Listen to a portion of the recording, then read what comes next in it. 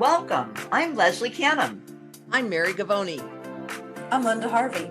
I'm Olivia Wan, and together we are the Compliance Divas.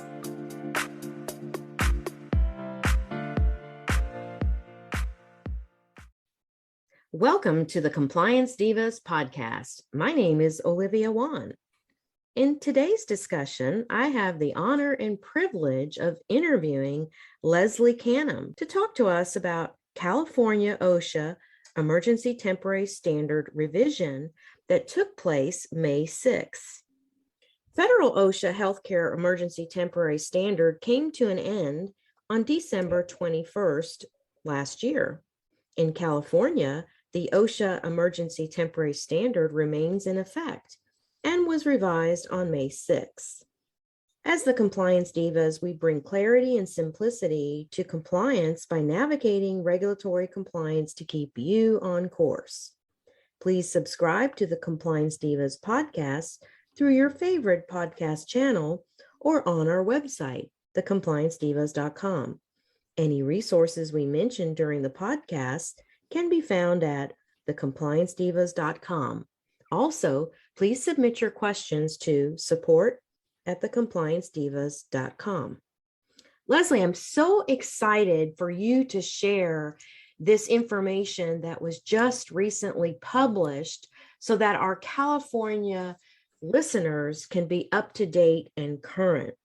So Leslie, what are the important changes in the revised ETS, and how do those changes affect dental practices in California?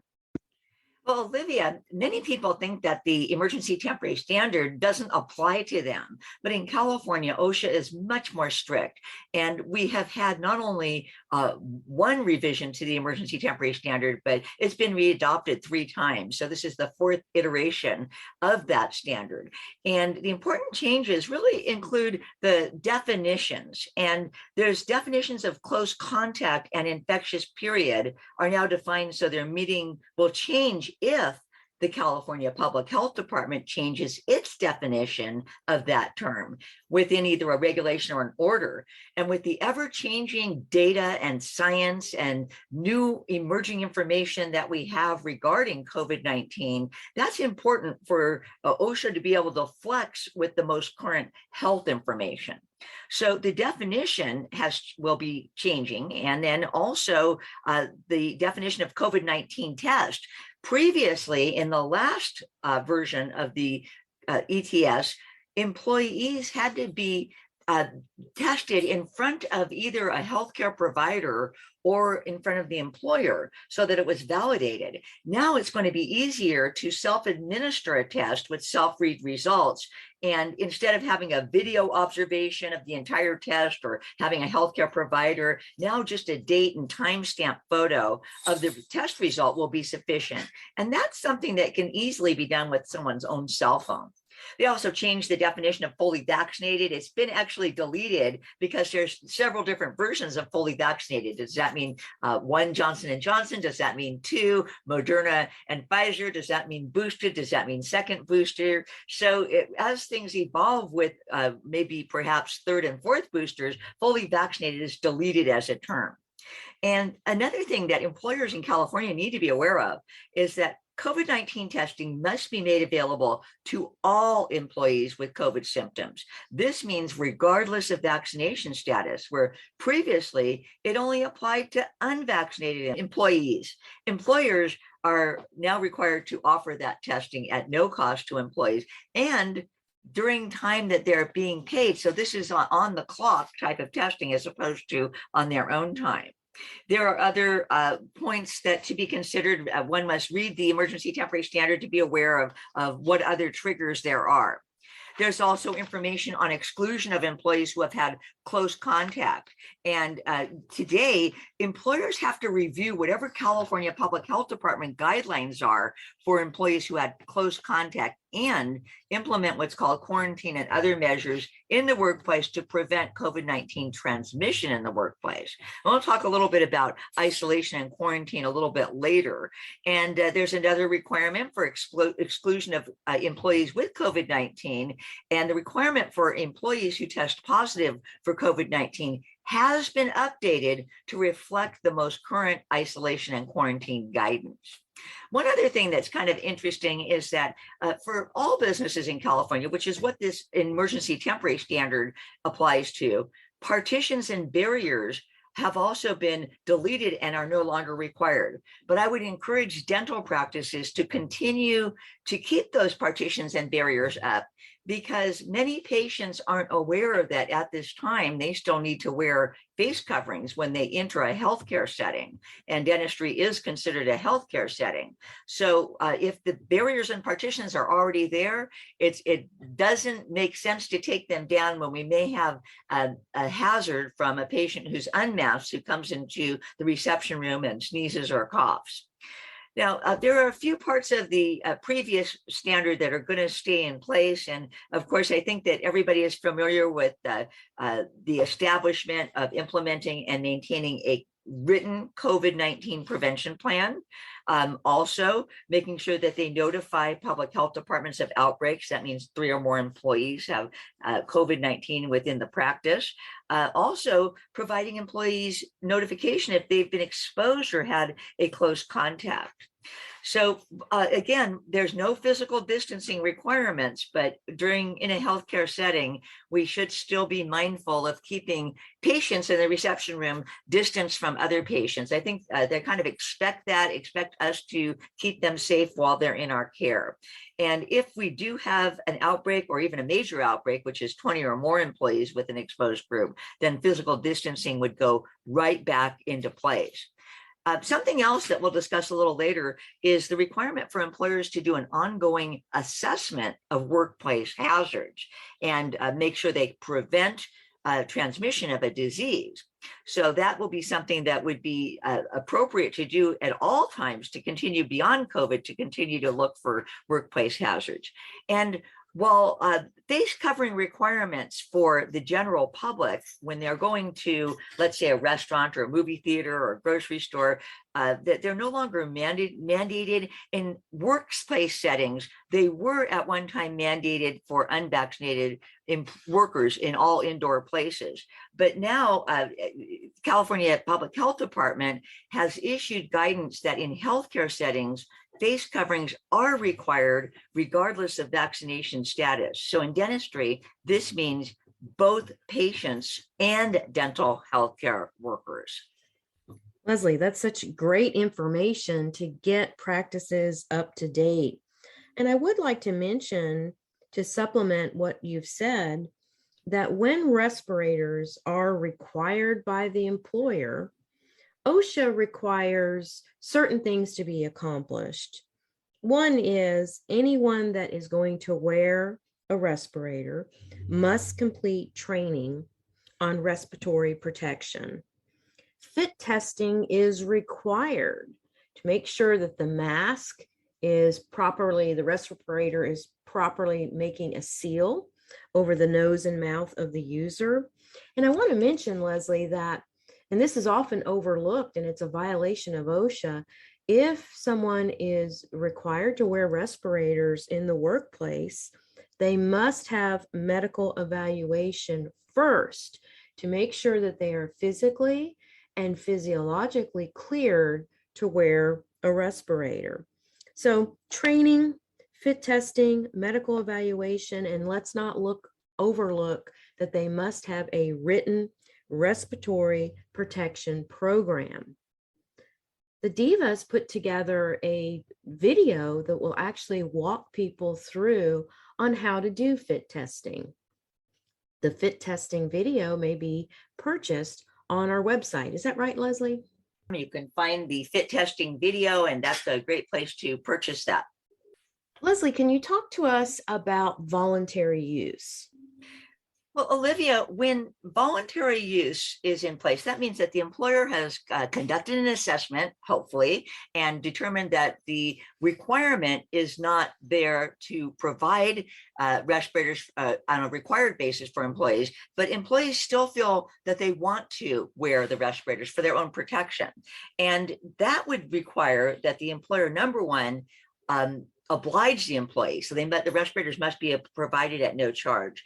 And then also, employees still need to have that medical evaluation and have that clearance for voluntary use. They need to know how to clean, store, and maintain a respirator if they're using perhaps a PAPR or a elastomeric respirator. If it's a disposable respirator, then training on appropriate donning and doffing of that respirator so that they don't damage it donning it, learning how to do a seal check. As you mentioned, that's so important. Fit testing is important in the first time you wear a respirator or a brand, but every single time you don one, you need to make sure that it is fully protecting you. So training on how to don it, training on how to doff it without contaminating yourself is important. And then there's one other piece of the puzzle called Appendix D, and that must be provided to employees. We're going to have that resource on our resources page for this podcast so that anyone who wants to download that can.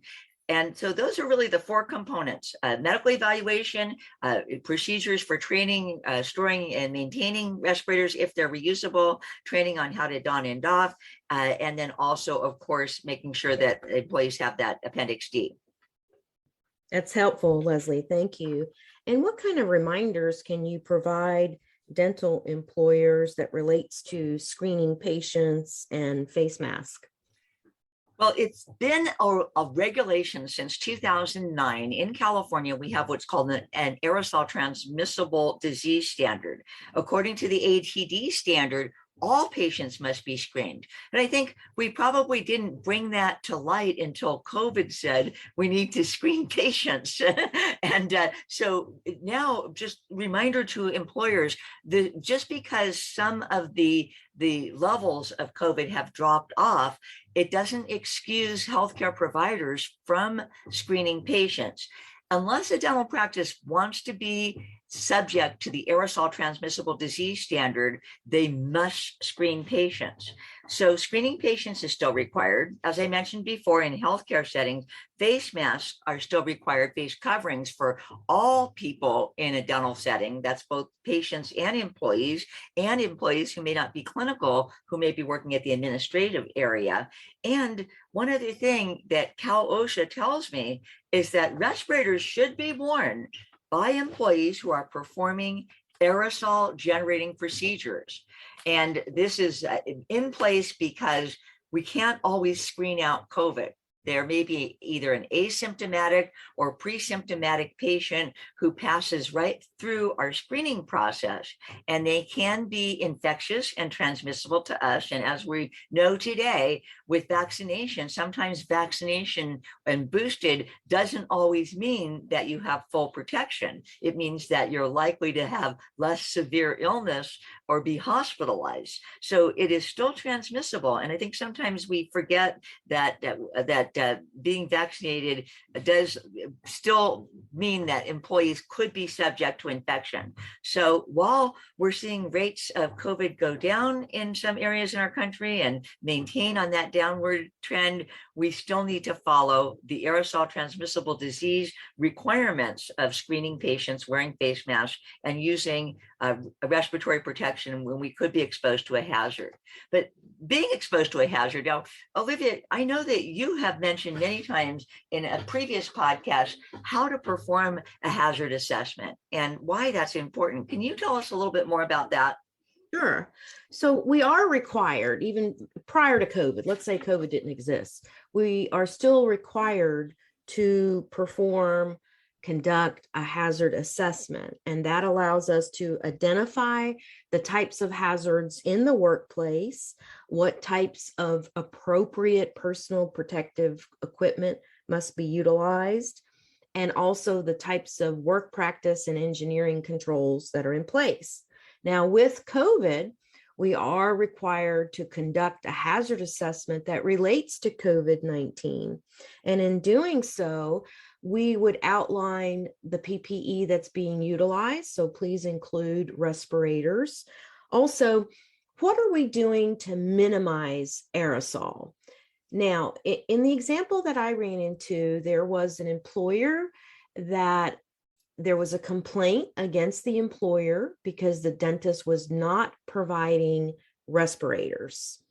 When OSHA came in and conducted an inspection, they discovered that the dentist was providing engineering controls to minimize aerosol. And therefore, the dentist was not cited for not requiring N95 respirators in the workplace. Now, with that being said, the OSHA inspector did advise the dentist to make N95s voluntary use. And I think you gave a beautiful explanation of that, Leslie. And so just to remind listeners to conduct the hazard assessment and really pay attention to the types of engineering controls that's in place. And a good example would be HEPA filtration. And we do have a podcast that we focused on minimizing aerosols, the types of engineering controls that could be implemented. Leslie, at this time, could you speak to us a bit more about isolation and quarantine updates? Quite certainly. So, Olivia, what we have seen in our changes with this, trying to keep up with this virus, is that the information changes frequently on how long one would need to isolate or quarantine if they have either had a close contact or have been diagnosed with COVID-19.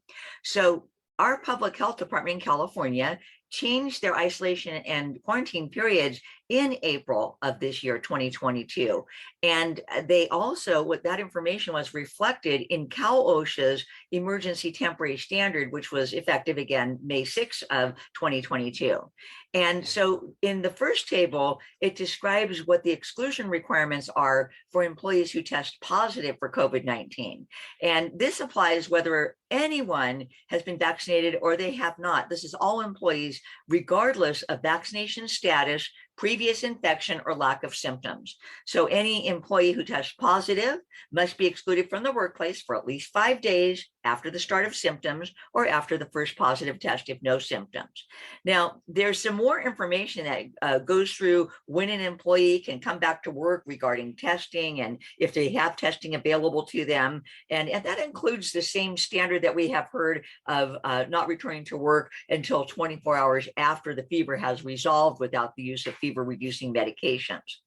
If an employee is unable to access testing, they can return to the workplace after day 10, again, if they're fever-free and without the use of fever-reducing medication. So that's for employees who test positive for COVID-19. And the table goes into quite an explanation of that. I want to remind California dentists that the second table, and by the way, we will make this resource available on our Compliance Divas website so that you can download this document and make it easy to review. Table 2 really applies to all employees except for in high-risk settings. And I want to remind dentists that the California Public Health Department has dubbed healthcare settings, including dentistry, as a high-risk setting. So we have to skip the part about what all employers do for all employees who have had an exposure to someone with COVID-19 and jump to table 3, which is guidance for close contacts to COVID-19 in specified healthcare settings, which would be in dental practices as well. So what it says is that this applies to all employees who are either not fully vaccinated or have not had infection with SARS-CoV-2 within the prior 90 days. That's kind of interesting because people who have been infected with SARS-CoV-2 seem to have some kind of a natural immunity for about 90 days, according to the science. So that's why they've included that in this particular statement. They say exposed employees must be excluded from work for at least 5 days after the last known close contact. And exclusion can end and exposed employees can return to work after day 5 if symptoms are not present and a diagnostic specimen has been collected on day 5 or later test negative. Now, if an employee is unable to test or chooses not to test, which they do have that choice, they may return to work after day 10. Employees have to wear face coverings while indoors and while around others, along with the standard of the California Public Health Department universal masking guidance for healthcare settings. And of course, employees are strongly encouraged to get vaccinated or boosted. So remember, again, unless a dental practice wants to be subject to the aerosol transmissible disease standard, they have to follow closely all the steps that are required by OSHA to be exempt from it and to follow all public health department orders. And again, we'll make those resources available to our listeners, along with a simple fact sheet called What Employers Need to Know About the Emergency Temporary Standards as of May 2022. And with that, I hope that provides our California listeners with enough information to know what they need to do to comply with OSHA, to protect their employees, and to be exempt from the aerosol transmissible disease standard. Leslie, thank you so much. You put a large amount of time into researching this for our listeners, and we so appreciate you.